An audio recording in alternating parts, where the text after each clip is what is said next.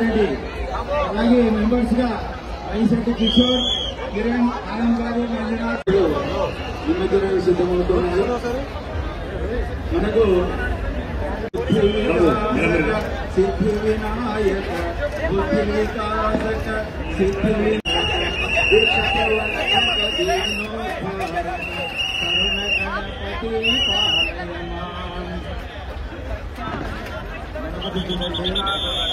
నీళ్ళున్నాయి కాబట్టి చూడండి చక్కగా అక్కడ మూషికాలన్నీ కూడా షెడ్ వేస్తూ ఉన్నాయి. లాహిరి లాహిరి లాహిరి అనుకుంటూ ప్రయాణం సాగిద్దామనుకున్నాడు తమ తల్లి ఉద్యోగానికి. చూడండి చక్కగా మామూలు గ్రామాల దగ్గర ఒక్క మూషికాన్ని చూస్తూ ఉంటాం. ఇక్కడ చూడండి ఎంతమంది ఉన్నారు. వాళ్ళకి భారీ గ్రామాదులు కనుక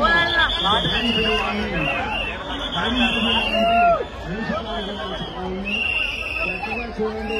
ఇండియాలో గ్రహించారు కాబోలు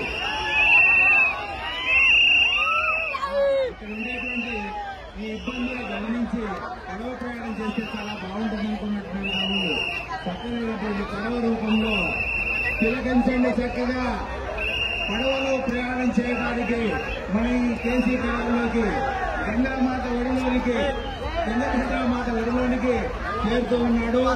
చక్కనైనటువంటి దృశ్యం. ఈ మధ్య కాలంలో మనకు శ్రావణ మాసం అంతా కూడా కుంభోత్సవం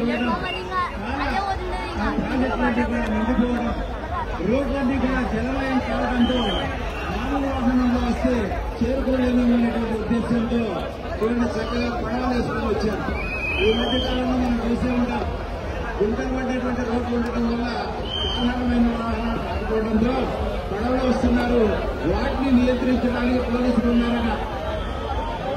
ఎక్కువ మంది ఆ వాహనాల్లోకి ఎక్కడండి మునిగిపోతాయని చెప్పేసి వాళ్ళు నిర్దేశిస్తూ ఉన్నారు. అలా ఇక్కడ కూడా చూడండి చక్కనైనటువంటి పడవలో లాహిరిలో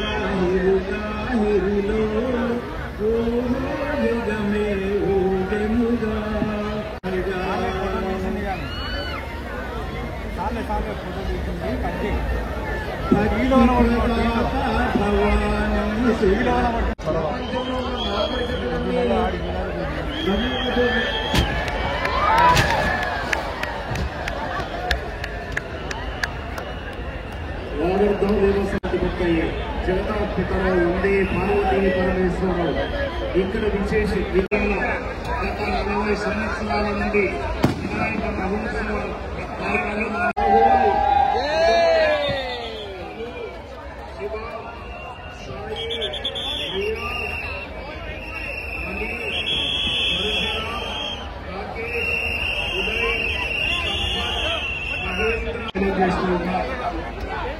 మిత్రులారా, భక్తులారా, సోదరులారా, మీరందరూ కూడా కమిటీ వారు తెలియజేస్తూ ఉన్నటువంటి సూచనలు పాఠశాలందరూ కూడా చాలా గొప్పగా విచ్చేసి ఉన్నారు.